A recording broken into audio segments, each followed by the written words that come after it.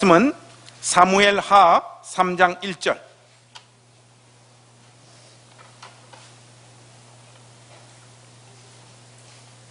사무엘하 3장 1절 말씀, 우리 한 목소리로 1절 말씀 같이 한번 읽겠습니다. 준비되셨죠? 시작. 사울의 집과 다윗의 집 사이에 전쟁이 오래매 다윗은 점점 강하여 가고 사울의 집은 점점 약하여 가니라. 아멘. 자, 우리 하나님 말씀 받기 전에 우리 가족들하고 인사 한번 나누도록 합시다. 앞뒤로 또 우리 아이들 또 한번 안아주시고 반갑게 인사 나눠주시기 바랍니다.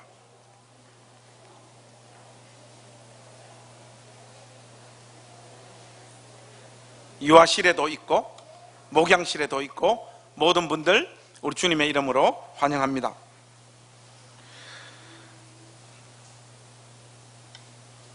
오늘 설교 제목이 참모 두 사람이에요. 그래서 어제 우리 사역자들 모여있는 카톡방이 있는데 어제 설교 본문하고 설교 제목을 이렇게 띄우니까 우리 최상현 전사님이 막 웃으시더라고요. 오늘 등장하는 이 참모들이 다 악당들이에요. 우리 교회 전사님들하고는 다르게 다윗은 우리가 지난주에 살폈다시피 하나님의 지시로 헤브론에 유다 왕국을 세웠고 북쪽의 수장이었던 이스보셋은 마하나임으로 가서 이스라엘을 세웁니다. 다윗의 나라는 비교적 안정구도로 진입하고 있었지만 북쪽 왕이었던 이스보셋은 강력한 지도자가 되지 못했던 것 같습니다. 그러나 다윗은 다윗대로, 이스보셋은 이스보셋대로 자신의 나라를 다스리는 일에 꽤나 많은 어려움을 겪고 있음을 성경이 오늘 말하고 있습니다. 자신들의 참모들 때문입니다. 자신들의 이 참모들 때문인데 성경은 본격적으로 다윗과 그의 왕국의 일들을 우리에게 자세하게 소개하기 전에 다윗과 이스보셋의 참모들의 이야기를 전면에 등장시키고 있습니다. 그 주인공들은 다윗 쪽의 요압과 이스보셋 쪽의 아브넬, 이 두 사람입니다. 그래서 여러분들 오늘 설교 시간 내내 기억하고 있어야 될 두 사람의 이름은 다윗의 군대 장관격이었던 요압, 그리고 이스보셋의 군대 장관격이었던 아브넬, 이 두 사람을 꼭 기억해 주시면 좋겠습니다. 성경은 이 두 사람들이 주인공이 된 스토리를 우리에게 소개하면서 그들이 어떤 생각과 정신을 소유한 자들임을 우리에게 상세하게 드러내고 있습니다. 그것을 통해 하나님의 나라가 어떤 정신 위에 세워지고 어떤 자들을 하나님은 또한 배격하고 어떤 힘을 통하여 하나님 나라가 이루어지는지를 이 두 사람의 삶의 행태를 통하여 우리에게 생생하게 교훈하고 있습니다. 이제 본격적으로 그 내용들을 한번 살펴보겠습니다. 두 진영은 금방 제가 여러분들에게 언급했듯이 헤브론과 마하나임의 유다와 이스라엘이란 나라를 각각 세운 후에 중대한 사건에 휘말리게 되어집니다. 이 일에 단초를 제공하는 사람이 다윗의 참모였던 요압과 이스보셋의 참모였던 아브넬입니다. 여러분들 오늘 우리가 읽은 이 본문은 3장을 읽었지만 사실 우리가 지난주에 2장 초반까지만 살폈습니다. 그래서 이 사건의 자세함을 우리가 확인하기 위해서는 2장의 나머지 부분들을 살펴야 되는데 여러분 2장 12절에서 16절 말씀을 한번 보십시오. 우리 한 목소리로 다이렉트로 쭉 12절에서 16절 말씀까지 우리 한번 같이 읽었으면 좋겠습니다. 2장 12절에서 16절 한번 같이 읽겠습니다. 시작. 넬의 아들 아브넬과 사울의 아들 이스보셋의 신복들은 마하나임에서 기브온에 이르고 스루야의 아들 요압과 다윗의 신복들도 나와 기브온 목가에서 그들을 만나 함께 앉으니 이는 못 이쪽이요 그는 못 저쪽이라. 아브넬이 요압에게 이르되 원하건대 청년들에게 일어나서 우리 앞에서 겨루게 하자. 요압이 이르되 일어나게 하자 하매 그들이 일어나 그 수대로 나아가니 베냐민과 사울의 아들 이스보셋의 편에 12명이요 다윗의 신복 중에 12명이라. 각기 상대방의 머리를 잡고 칼로 상대방의 머리 옆구리를 찌르매 일제히 쓰러진지라. 그러므로 그곳을 헬갓 하수림이라 일컬었으며 기브온에 있더라. 여러분, 이스보셋의 참모였던 아브넬이 다윗의 군대 장관으로 활약했던 요압에게 먼저 금방 우리가 읽은 14절의 내용을 제안합니다. 그 목적이 무엇이었을까요? 거기에는 아마 자신들의 힘을 과시하려고 하는 의도가 깔려 있지 않았을까 생각되어집니다. 다윗 쪽은 겨우 유다 한 지파를 다스리고 있었고, 이스보셋 쪽은 나머지 전체 이스라엘을 다스리고 있었기 때문에 군사적으로 양쪽이 실질적인 힘을 겨룬다고 했을 때 북쪽을 통치하고 있었던 이스보셋 쪽이 이길 수밖에 없었죠. 여기에서 오는 이 자신감이 이스보셋 쪽의 참모장이었던 아브넬로 하여금 유다의 군대 장관이었던 요압을 향하여 우리 무의 시합을 한번 겨루어 보는 것이 어떻겠느냐라고 하는 차원의 제안을 던지고 있는 것이죠. 세력적으로 계산하면 이스보셋 쪽이 월등할 수밖에 없기 때문입니다. 그러므로 이 아브넬은 처음부터 다윗 편을 무시했고 결국 자신들의 힘을 과시하기 위하여 이런 제안을 하고 있는 것으로 보입니다. 이 제안의 의도를 우리가 조금 더 잘 이해하기 위해서는 14절을 꼼꼼하게 읽어볼 필요가 있습니다. 여러분 14절을 한번 보십시오. 14절의 의미는 우리가 직전에 사용했던 개역 성경이 우리가 지금 사용하고 있는 개역 개정 성경보다 훨씬 더 좋은 번역일 뿐만 아니라 그 뉘앙스도 잘 드러내고 있습니다. 우리가 직전에 사용했던 개역 성경으로 14절을 여러분 한번 읽어드리겠습니다. 여러분은 지금 보고 계시는 개역 개정 성경으로 14절을 한번 보십시오. 개역 성경에는 이렇게 나와 있습니다. 아브넬이 요압에게 이르되 청컨대 소년들로 일어나서 우리 앞에서 장난하게 하자. 요압이 가로되 일어나게 하자 하매. 여러분 어디가 차이가 나는지 금방 눈치채셨죠? 우리가 지금 보고 있는 개역 개정 성경은 히브리어 동사 사크를 겨루자로 번역하고 있는데 이 번역보다는 직전 번역인 개역 성경에는 장난하게 하자 이렇게 번역되어져 있는데 이것이 아브넬의 의도를 훨씬 더 잘 드러낸 번역이라고 생각되어집니다. 그러니까 아브넬은 어떤 살육이 벌어지는 전면전을 하려고 했던 의도는 전혀 없었고 자기 진영의 군사들의 탁월함을 보여줌으로써 다윗의 군대들의 길을 꺾고자 하는 이런 의도에서 단순한 무의 시합을 제안했던 것으로 보여집니다. 그러나 이 일은 생각보다 엄청나게 큰 사태를 만들어내고 맙니다. 여러분 2장 30절을 한번 보십시오. 이 무의 시합의 결과가 어떻게 끝이 나는가 하면 다윗의 신복 중에는 19명이 죽고 특별히 스루야의 아들 중 한 명이었던 요압의 형제 아사헬이 죽는 일이 벌어집니다. 그리고 아브넬에게 속한 자들은 360명이나 죽게 되어지는 엄청난 참사가 일어나고 맙니다. 결국 이 우스꽝스러운 싸움은 아브넬의 의도와는 달리 다윗 쪽의 승리로 마무리되어집니다. 이것은 저의 주관적인 해석이 아니라 여러분 2장 17절 한번 보시겠습니까? 제가 한번 읽어보겠습니다. 2장 17절 그날에 싸움이 심히 맹렬하더니 아브넬과 이스라엘 사람들이 다윗의 신복들 앞에서 패하니라. 이렇게 성경이 명시적으로 언급하고 있습니다. 지금까지 전개되어지는 내용을 보시고 여러분들도 어느 정도 예측하시겠지만 다윗과 이스보셋의 전면전을 그리고 있는 것이 아니라 그들의 핵심 참모들의 대결 구도의 스토리가 전개되어지고 있습니다. 문제는 다윗 진영의 요압이나 이스보셋 진영의 아브넬에 대해 그 누구를 향해서도 성경이 긍정적이거나 호의적인 평가를 하고 있지 않다는 것. 여러분 여기에 여러분들이 주목하셔야 됩니다. 이제 양쪽에 적지 않은 희생을 안긴 무의 시합이 마무리되고 난 다음 성경은 현미경으로 요압과 아브넬의 삶의 동선을 비추기 시작합니다.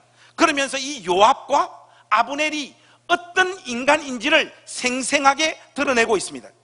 다윗과는 달리 북쪽 왕이었던 이스보셋의 왕의 지위는 굉장히 취약하고 약했던 것 같습니다.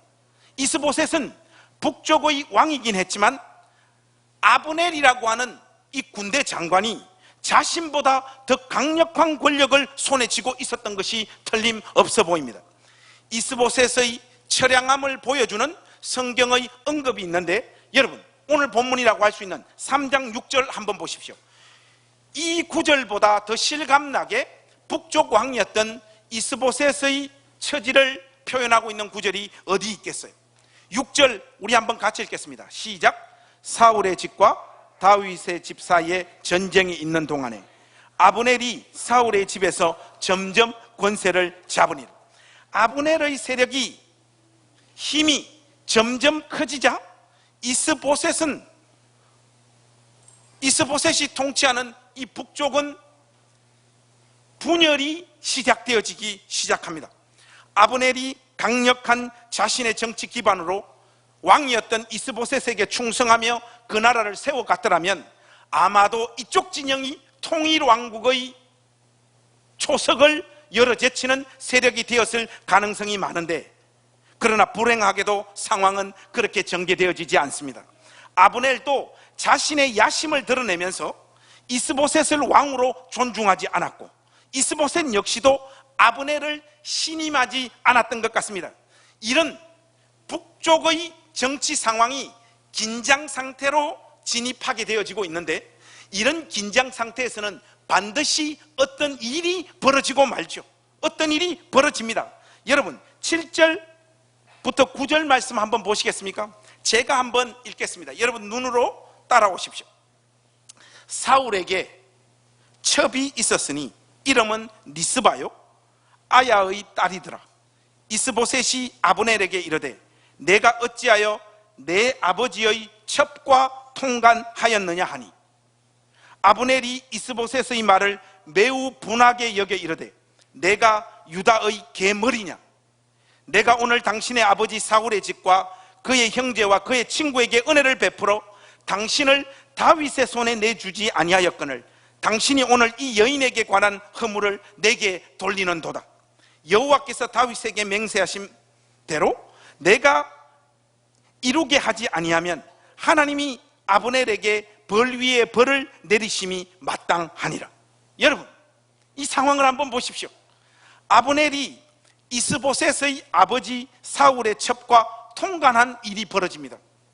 이 사건이 왜 위중한 사건이 되는가 하면, 여러분 구약 성경에서 있지 않습니까? 왕의 여자 내지는 왕의 첩을 범하는 것은 왕권을 향한 야심을 드러내는 사건이기 때문에 그래요. 다윗의 아들이었던 압살롬이 다윗의 후궁들을 범하는 케이스를 통해서 우리는 이런 경우를 분명하게 알고 있지 않습니까? 후궁을 범했다, 첩을 범했다, 이것은 이 나라의 왕이 나라고 하는 공식적인 선언을 무사람들에게 하는 행위인 것입니다. 아브넬이 이스보셋의 아버지였던 사울의 첩을 범했다라고 하는 것은 내가 너보다 힘이 더 셀 뿐만 아니라 공식적으로 이 북쪽 왕은 내가 되어야 되겠다, 이것을 만천하에 공포하는 것입니다. 이스보셋은 당연히 이 사건을 조용히 처리하지 않고 공개적으로 그를 비난하고 있습니다. 이것은 당연히 이 아브넬 안에 있었던 왕이 되려고 하는 야심과 야망을 포착했기 때문이죠. 이스보셋보다 더 큰 힘을 소유하고 있었던 아브넬이 이스보셋의 책망에 눈 하나 끔찍했겠습니까? 어림도 없는 일이죠. 아브넬은 이스보셋을 향해 뭐라고 이야기하는가 하면 내가 유다의 계머리냐, 이렇게 왕을 향하여 소리치고 있습니다. 여러분 이 계머리냐 하는 이 표현은 여러분들이 사무엘 상하를 꾸준히 읽어보신 분들은 그 문맥에서 파악할 수 있습니다. 자기 자신을 극도로 비하하거나 상대방을 극도로 모욕하는 표현이 이 계가 들어가 있는 표현입니다. 그래서 여러분 양쪽 다리를 다 절었던 사울에 살아있었던 또 다른 아들 무비보셋이 사무엘하 9장인가요? 거기에 보면 다윗의 왕궁으로 가서 그의 입으로 고백했던 말이 뭡니까? 왕이시여, 어찌하여 죽은 개 같은 나를 돌아보시나이까? 자기를 극도로 낮추는 표현이고, 이것을 상대방에게 던졌을 때는 극도로 그 상대방의 자존심을 짓밟는 것이에요. 그러니까 이 표현을 아브넬이 이스보셋을 향하여 던지고 있는 이 말 안에는 바로 이런 뉘앙스가 담겨 있습니다. 아니, 내가 얼마나 큰 공을 세우고 당신을 위한 사람인데 죽은 네 아비의 첩과 통관하는 이 정도도 내 마음대로 못하느냐 하는 이런 담대한 발언을 쏟아놓고 있는 것입니다. 오히려 아브넬 이 작자는 자신이 마땅히 받아야 할 대우를 적당하게 받지 못한 억울한 마음을 토로하고 있는 것이, 단순히 섭섭한 마음의 표현을 하는 것이 아니라 협박을 가하는 수준입니다. 여러분 8절 말씀 한번 보세요. 이 8절 말씀, 그 말씀 아래에 깔려있는 뉘앙스는 자기가 원하기만 한다면 지금이라도 이스보셋 당신의 나라를 다윗의 손에 넘겨버릴 수도 있다, 이 이야기를 하고 있는 것입니다. 더 나아가 이제 아브넬 자신은 하나님께서 다윗에게 언약하신 그 내용을 친히 자기 힘으로 성취하고 이루어내는 도구가 되겠다라고 이스보셋에게 말을 하고 있습니다. 하루아침에 섬기는 왕을 갈아타겠다라고 하는 선언을 이스보셋 면전에서 쏟아놓고 있는 것이죠. 이 정도로 아브넬이 막 나가고 있는 것은, 이스보셋이라고 하는 이 사람은 참으로 무능하고 힘이 없고 하찮은 왕이었음을 우리에게 생생하게 보여주는 핵심적인 증거라고 할 수 있습니다. 여러분 눈에도 왕 앞에 나와 이렇게 모욕적인 표현을 동원하면서 할 말을 다하는 사람을 향하여 그 어떤 반박이나 말도 하지 못하는 가련한 이스보셋의 모습이 보이시죠? 아브넬은 거침없이 과감한 행보를 계속합니다. 욕망이라고 하는 이름의 전차는 멈출 수가 없는 법입니다. 한번 작동되어지면 계속해서 달려야 돼요. 그래서 여러분 3장 12절 한번 보십시오. 이 말씀은 오늘 설교에 있어서 분수령이 되어지는 아주 중요한 구절인데, 3장 12절 우리 한번 같이 읽겠습니다. 시작. 아브넬이 자기를 대신하여 전령들을 다윗에게 보내어 이 땅이 누구의 것이니까? 또 이르되 당신은 나와 더불어 언약을 맺사이다. 내 손이 당신을 도와 온 이스라엘이 당신에게 돌아가게 하리이다 하니. 여러분, 다윗은 아브넬의 이 황당하고 놀라운 제안을 받습니다. 북쪽과 남쪽을 통합해서 모든 권력을 다윗 당신에게 넘겨드리겠습니다. 지금 아브넬이 다윗에게 가서 언약을 맺자고 제안을 한단 말이죠. 이 제안을 자신의 옛날 아내였던 사울의 딸 미갈을 돌려받는 조건으로 다윗은 수락합니다. 아마도 다윗은 북쪽 이스라엘에 분열되어지고 붕괴되어지고 있다는 것을 직감했을 것이고, 무엇보다 미갈을 돌려받는 조건을 단 것은 미갈이 자신의 아내이기도 했지만 동시에 사울의 딸이었기 때문에 그녀와의 재결합을 통해 사울의 추종 세력으로부터의 인정과 정치적인 입지를 확보하기 위한 전략전 차원이었던 것 같습니다. 미갈을 찾는 과정에서도 이스보셋은 아브넬과 다윗의 행동을 그냥 지켜만 보고 있습니다. 그것이 성경의 정언이에요. 실제적인 힘과 권력이 이스보셋에게는 전혀 없었던 것이 틀림없습니다. 17절과 18절을 통해서 우리가 또 한 가지의 사실을 분명하게 알 수 있는데, 유다를 제외한, 그러니까 이스보셋이 통치하고 있는 이 북쪽 땅에 살고 있는 각 동네의 대장들이었던 장로들, 이 장로들도 그들의 마음속에는 이미 다윗이 이스라엘을 통치했으면 하는 마음을 가지고 있었다는 사실들을 우리에게 알려주고 있어요. 여러분 17절과 18절 한번 보세요. 이 말씀도 우리 한번 같이 읽어봤으면 좋겠습니다. 시작. 아브넬이 장로들에게 말하여 이르되 너희가 여러 번 다윗을 너희의 임금으로 세우기를 구하였으니 이제 그대로 하라. 여호와께서 이미 다윗에게 대하여 말씀하시기를 내가 내 종 다윗의 손으로 내 백성 이스라엘을 구원하여 블레셋 사람의 손과 모든 대적의 손에서 벗어나게 하리라 하셨음이니라 하고, 여러분, 이로써 모든 일은 순적하게 마무리되는 것 같습니다. 다윗과 아브넬의 계약을 통해 이제 다윗은 남쪽과 북쪽 나라 전체를 통치하는 왕으로 등극하기 일보 직전입니다. 이 상황에서 오늘 본문의 주인공 중에 한 사람인 요압이 큰 사건을 또 쳐버립니다. 이게 재밌어요. 그러니까 오늘 본문은 이 아브넬이라고 하는 인원만 이 쌍놈 새끼로 묘사하고 있는 것이 아니라 이 요압이라고 하는 다윗 쪽의 군대 장관도 대단히 악한 인물로 묘사하고 있다는 것을 여러분들이 주목하셔야 됩니다. 요압은 기브온 연못가에서 아브넬과 무의 시합을 치른 당사자였고, 그곳에서 동생 아사헬을 잃는 아픔을 경험한 사람이에요. 당연히 그의 마음에는 아브넬을 향한 분노가 가득 찬 상황이었습니다. 자신의 마음을 다스리지 못하고 희대의 복수극을 감행하고 맙니다. 여러분, 3장 27절 한번 보시겠습니까? 제가 한번 읽겠습니다. 아브넬이 헤브론으로 돌아오매 요압이 더불어 조용히 말하려는 듯이 그를 데리고 성문 안으로 들어가 거기서 배를 찔러 죽이니 이는 자기의 동생 아사헬의 피로 말미암음이더라. 여러분, 요압의 이 멍청한 행동으로 말미암아 다윗과 아브넬 사이에서 체결되어진 언약이 다 깨어질 위기 상황 가운데로 흘러가기 시작을 하는 거예요. 무엇보다 다윗이 이스라엘 전체를 통치할 사람으로 인정한 북쪽 이스라엘 장로들과 수많은 사람들의 지지도 다 수포로 돌아갈 위기 상황 가운데 이 상황이 흘러가 버리게 됩니다. 그러니까 여러분, 이 북쪽의 최대 권력자였던 아브넬이 남쪽으로 가서 다윗의 참모였던 요압에게 칼에 찔려 죽었다라고 하는 소식이 북쪽에 전해졌을 때 북쪽 사람들의 마음의 정서가 어떠했을까요? 아마도 이것이죠. 다윗 저 인간 계약을 빌미로 요압이라고 하는 자기의 꼬봉을 통해서 아브넬의 목숨을 빼앗아가는 사악한 인간이구만. 이런 프레임과 소문이 퍼져나가기가 딱 좋은 상황이 되어진 것입니다.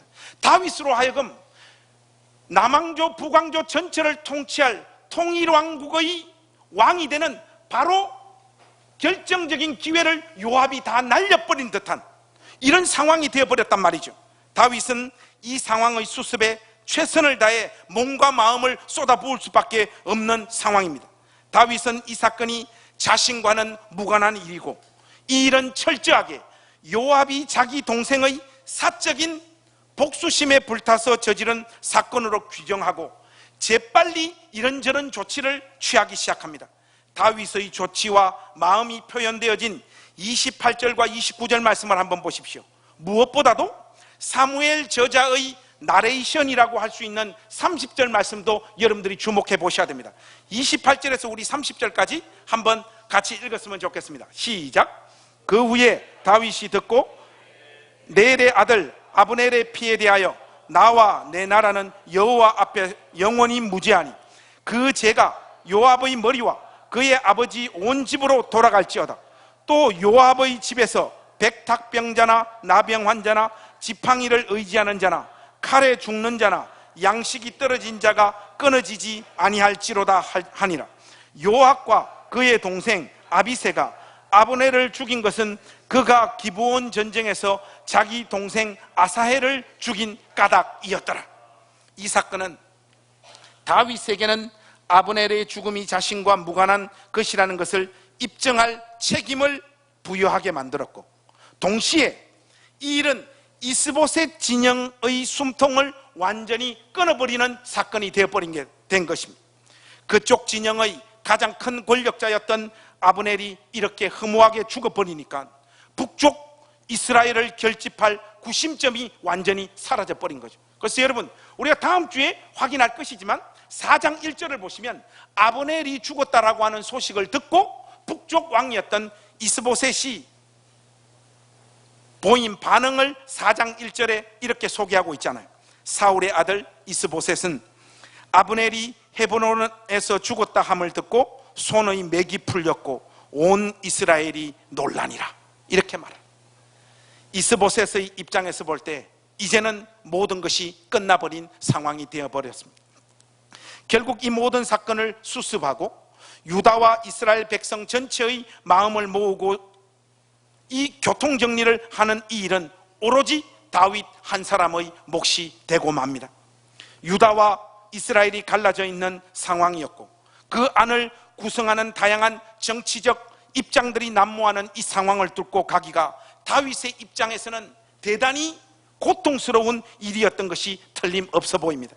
참 고단한 일이 다윗을 찾아오고 있는 것이죠. 다윗의 진심 어린 수습책에 백성들의 마음이 녹아지고 또 이 일을 통해서 다윗이 아브넬을 죽이지 않았다라는 것을 온 백성이 분명하게 알게 되어집니다. 한편 이런 상황에서 다윗은 자신의 신경을 토로하는 말을 한 문장으로 딱 표현하고 있어요. 그 심정이 절절히 이해가 갑니다. 이 골치 아픈 상황을 뚫고 가는, 믿음으로 하나님의 언약을 붙잡고 뚫고 가는 다윗의 심정을 표현하는 구절이 3장 39절이에요. 여러분들 한번 보십시오. 3장 39절 우리 한 목소리 한번 읽어보십시다. 시작. 내가 기름 부음을 받은 왕이 되었으나 오늘 약하여서 스루야의 아들인 이 사람들을 제어하기가 너무 어려우니 여호와는 악행한 자에게 그 악행한 대로 갚으실지로다 하니라. 그래 지금 다윗에게 있어서 실질적인 원수, 실질적인 고통을 가하는 자들이 누군가 하면 스루야의 아들들이에요. 근데 여러분, 스루야의 아들들은 누굽니까? 요압, 아비새, 그리고 무에시아 바다가 죽었던 아사헬. 자기 참모들이에요. 자기 참모들. 다윗이 자기 참모들 때문에 너무너무 고통스러워서 하나님 앞에 토로하고 있는 고백이 이 39절입니다. 아사헬은 죽었으니까 결국 이 표현은 요압과 아비새를 지칭하는 표현이 틀림없죠. 자기의 핵심 참모들 때문에 다윗은 미쳐버릴 것 같은 마음인 것이. 우리 개역개정 성경 보니까 이 사람들을 제어하기가 너무 어려우니 이렇게 표현되어져 있는데, 제가 이거 영어 성경으로 한번 살펴보니까 NLT 번역이 원문에 가장 가까운 현대어 번역이라고 해서 NLT 성경을 열어보니까 요압 and 아비새 are too strong for me to control 이렇게 되어 있습니다. 이거 여러분 우리 학교 다닐 때 많이 배웠던 구문 아닙니까? 투투. 이 단문을 복문으로 바꾸시오. 소댓겠나. 너무 뭐뭐해서 뭐뭐하지 못하다. 이거 지금 웃지 못하는 사람들은 이 영어 바보들이에요. 이거는 중학교 때 다 배우는 겁니다. 중학교 때. 그리고 시험에 꼭 나오는 거잖아요. 요압과 아비새가 너무 강해서 자기 수하의 부하임에도 불구하고 이들을 통제할 수 없었다라고 하는 다윗의 이 절절한 마음을 한번 읽어보십시오. 이스보셋에게만 골치 아픈 참모 아브넬이 존재했던 것이 아니었어요.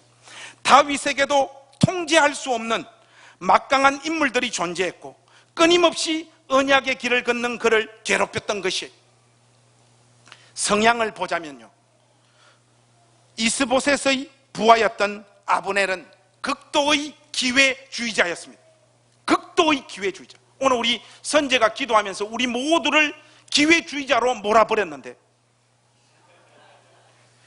자기가 기회주의자이기 때문에 그런 기도를 하는 것이, 권력의 흐름이 어디로 흐르는지를 기가 막히게 포착하는 인간이 바로 이 아브넬이었죠. 권력이 이스보셋 쪽으로 가게 되면 그쪽으로 붙었다가 이제 이 인간이 능력이 없고 힘도 없고 나라 전체를 통치할 자질이 없다라는 것을 확인되어졌을 때 금방 자기가 섬기는 주군을 버려버리고 다윗에게로 갈아타기를 시도하는 인간이지 않습니까? 저는 대한민국 정치에 대해서 설교 시간에 이런저런 언급을 하기가 그런데, 저는 정치하는 사람들 중에 제일 성질이 나고 화가 나는 인간들이 누군가 하면 전 정권에서 그렇게 죽도록 충성하다가 이쪽 정권으로 넘어오는 인간들이,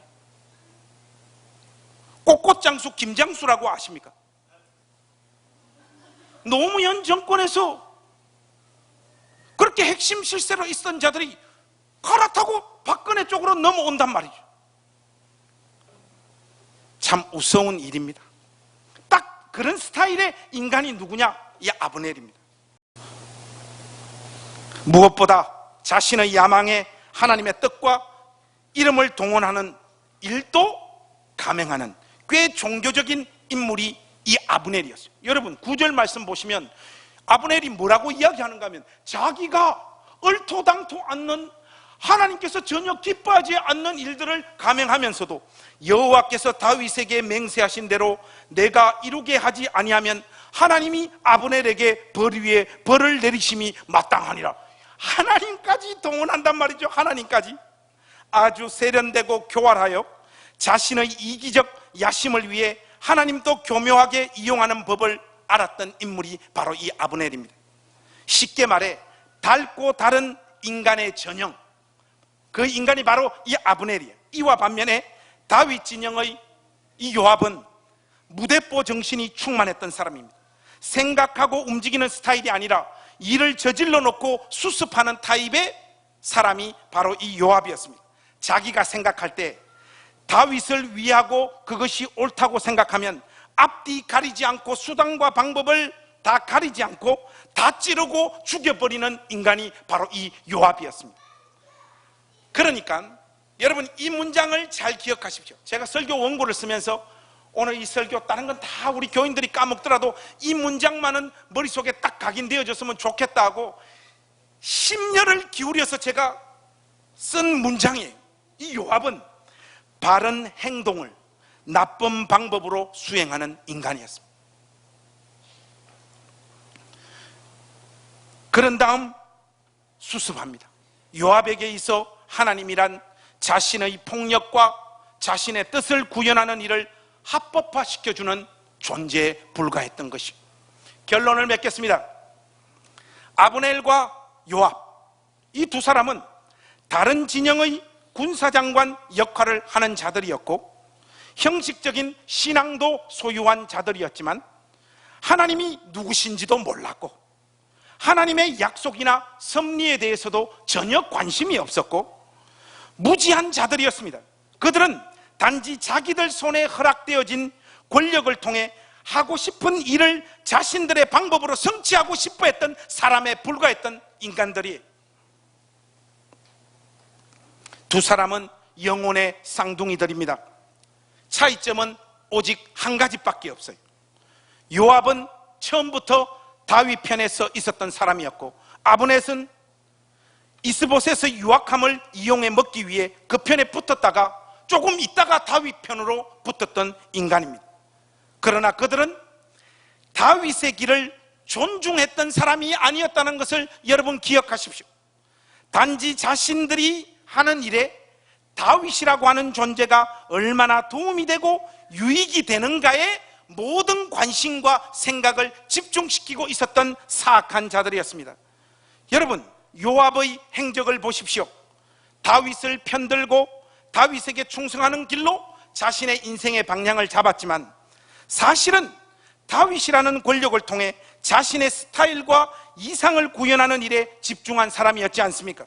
결국 다윗이라는 권력을 이용해 나라는 개판이 되더라도 자기 자신의 원수를 갚는 사적인 일에 자기의 권력을 동원했던 인물이 이 요압이지 않습니까? 다윗이 자기 옆에 요압을 두고 평생을 가는데 요압 때문에 다윗이 겪어야 되었던 그 수많은 고통들이 있지 않습니까? 다윗이 솔로몬에게 죽으면서 유언할 때 이 요압을 반드시 조치하라고 떨리는 마음으로 유언하는 장면 여러분 잘 알고 계시죠? 그만큼 통일왕국 내내 다윗을 괴롭혔던 사람이 자기 옆에 있었던 군대 장관 이 요압이었습니다. 그리고 여러분 아브넬을 또 보십시오. 주군을 모시는 왕도 자기 목적을 위해 가볍게 갈아치우는 이 사람, 자기 아래 사람들은 얼마나 더 간단한 도구로 활용하다가 그냥 내버렸겠습니까? 사람을 자기 영광과 자기 목적을 위하여 수단화하는 인간들은 하나님을 전혀 알지 못하는 인간들이에요.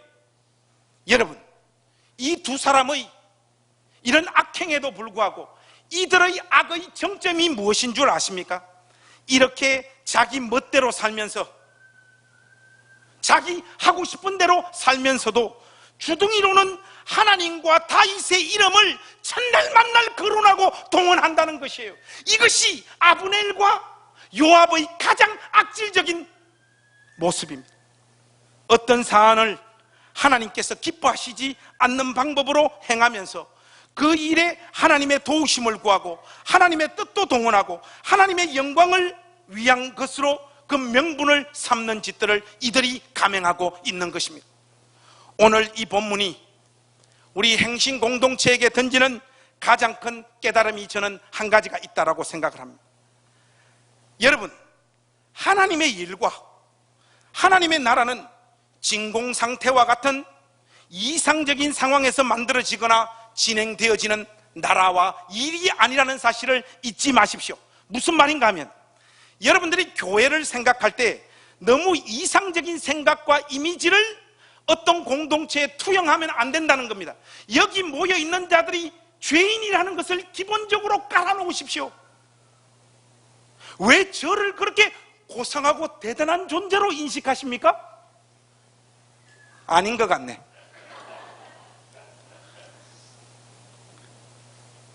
여러분, 이 주님의 몸된 교회를 생각할 때 여러분이 가진 나름 이상, 나름 세워보고자 하는 어떤 이미지들이 있잖아요. 그 생각들, 교회는 이래야 돼. 여러분, 제일 많이 하는 말이 뭡니까? 교회를 다니다가 교회를 떠나는 인간들이 쏟아놓는 제일 많이 하는 말, 여러분들도 다 한 번씩은 들어봤을 법한 말이 뭡니까? 이 교회는 뭐가 없어? 사랑이 없어. 여러분, 사랑이 없는 곳이 교회예요. 원래 그런 곳이라고 하는 것을 인정하시고 이 교회를 다니시면 상처받을 일이 없습니다. 네가 먼저 사랑하시라고요. 네가 이상적인 이미지와 생각을 딱 가지고 교회를 바라보면 교회 안에는 상처받을 일밖에 없습니다.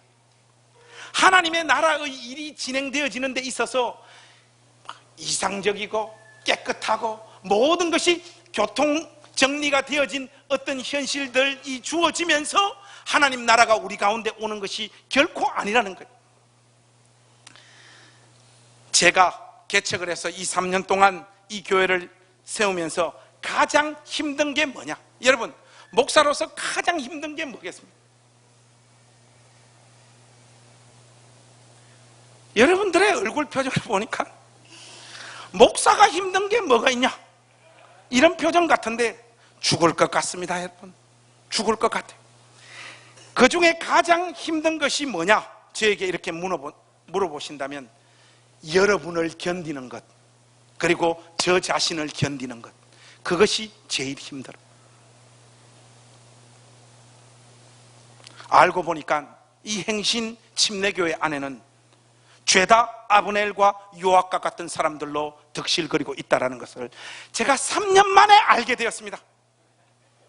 하나님도 모르고 하나님의 일에 관심도 없고 자기가 하고 싶은 대로 삶을 살면서 그 삶에 하나님의 은혜가 부어지기를 소망하는 자들로 이 공동체의 구성원들이 가득하더란 말이죠. 바로 그곳이 행신 침례교회입니다. 우리가 솔직히 우리 자신들을 까발려서 우리의 영혼의 상태, 우리의 존재의 상태를 하나님 앞에 한번 드러내 봅시다. 우리가 얼마나 가짜는 인간들입니까? 얼마나 비열하고 사람을 쉽게 버리고 어제의 적과 동지를 쉽게 바꾸는 자들입니까? 얼마나 우리가 일방적으로 설정한 우리의 삶의 목표, 꿈, 비전에 하나님의 힘을 동원하여 억지로 그것을 이루어 보려고 하고, 하나님이 이루어 준 것도 아닌데 하나님의 힘이 내 인생 가운데 역사되어져서 내가 이 놀라운 결과물을 성취했다고 나팔 부르는 인간이냐 말이죠. 저는 제가 꽤나 괜찮은 인간이요 목사인 줄 알았습니다. 목회를 하면서 아니, 목회를 하면서가 아니라 저의 평생에 야심차게 어떤 일을 계획하고 진행해 본 일들 중에 잘 되어 본 일이 행신침례교회 개척을 해서 교회가 이만큼 성장하게 된 것. 여러분 표정 보니까 이거 뭐 그렇게 대단하냐 그러는데, 여러분 요즘 이렇게 부흥시키는 목사가 없습니다. 우리 두 참모님 아브넬과 요압, 그렇지 않습니까? 예. 마음이 이렇게 흘러간단 말이죠. 제가 금방 짓거리고 있는 것처럼 이렇게 흘러간단 말이죠. 이거 내 눈물, 내 수고, 내 기도, 내가 사람을 다루는 방식, 내 안에 있는 어떤 매력이 무사람들로 하여금 이 예배당으로 오게 만들었지 않느냐 하는 생각들이 하루에 10번씩 하게 되는 거예요. 그런 존재가 접니다. 그런 존재가. 이게 요압이고 아브넬 아니고 뭡니까? 저를 이렇게 두들겨 팼으니 이제 여러분 좀 두들겨 패고 싶습니다. 저는 여러분들이 꽤나 순수하고 괜찮은 신자들인 줄 알았어요. 아니, 절대로 아닙니다, 여러분. 일단 두 참모라고 할 수 있는 두 전도사가 꽝이고요, 여러분 전체도 꽝이에요. 여러분들이 기도를 합니까? 주의 일에 관심이 있습니까?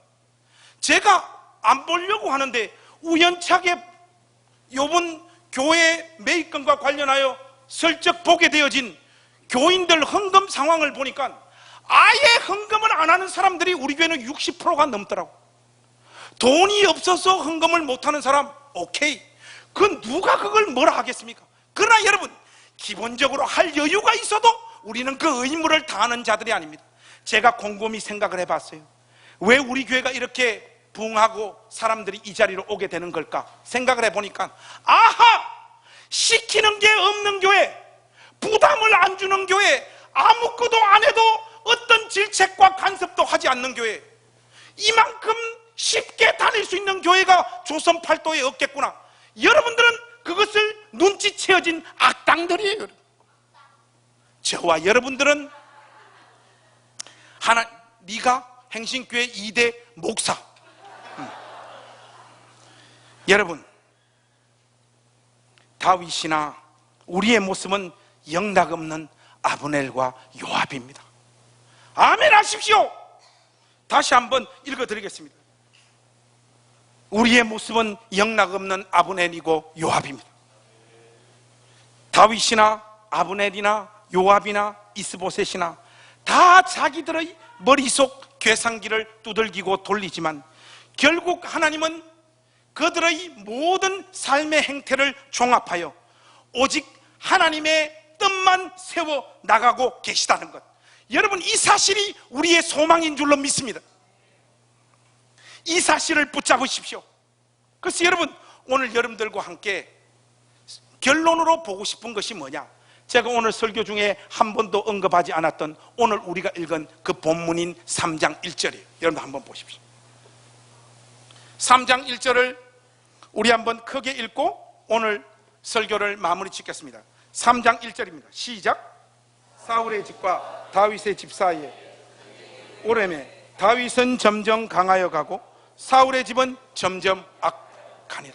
인간들이 말이죠, 자기의 욕망과 야심과 야망을 근거로 해서 이런저런 일들을 합니다. 관심 없는 자, 자기 이름을 드러내기 위해서 열심히 하는 자, 중창하는 자, 식당 권력을 잡은 자, 목회 권력을 잡은 자, 그러나 하나님은 그 마음의 중심을 두지 않고 있는 이런 악한 죄인들의 공동체, 그들은 자기 삶의 동선대로 나아가고 이렇게 저렇게 움직여서 결국 자기의 목적을 성취하려고 하지만 능하신 하나님의 손 아래에서 이 모든 것이 하나님의 영광과 그분의 뜻만 성취케 만드시는 그분이 우리가 섬기는 하나님이시라는 거예요. 결국은 다윗의 나라를 강하게 하사 다윗에게 약속하신 언약을 이루어 가시는 분, 그분이 우리가 섬기는 하나님입니다. 이 하나님을 붙잡으십시오. 이 하나님만이 우리의 소망이고 희망입니다. 우리가 우리 각자들을 바라볼 때 우리는 희망이 없는 자들이에요. 우리는 아브넬과 요압입니다. 몸부림 만부림을 쳐도 우리는 요압과 아브넬의 자리에서 벗어나지 못합니다. 이런 악한 죄인들의 마음과 삶의 동선을 붙잡으사 그분의 일을 오늘 또 쉬지 않고 이루어 가시는 이 하나님께서 우리 행신교회도 그분의 영광을 위한 찬송과 도구로 삼으실 줄로 믿습니다. 여러분, 이 사실을 기억하시면서 영광의 하나님을 여러분 생애를 통하여 순간순간 발견하시고, 발견할 때마다 이 하나님의 이름만을 찬양하는 복된 인생들이 되시기를 우리 주님의 이름으로 축복합니다. 기도하겠습니다. 하나님, 요압과 아브넬을 그리고 있는 오늘 이 본문 가만히 들여다보니 우리 모두가 요압이요 아브넬임을 고백할 수밖에 없습니다. 하나님, 이런 자들로 가득 찬 이 행신침례교회, 그러나 그 인간들의 악함과 자기 생각과 자기의 뜻과 자기의 야심으로 가득 차 있는 이 공동체이지만 거기에 하나님의 일하심이 있다는 것, 우리의 소망으로 삼기를 원합니다. 누추한 우리의 삶을 붙잡으사 하나님의 영광을 나타내시옵소서. 하나님, 이 교회를 통하여 그 어떤 인간도 자기의 영광과 자기의 이름을 드러내지 못하도록 하나님 조치하시고 하나님 홀로 모든 영광을 독식하여 주시옵소서. 우리 구주 예수 그리스도의 이름으로 간절히 기도하옵나이다. 아멘. 오늘은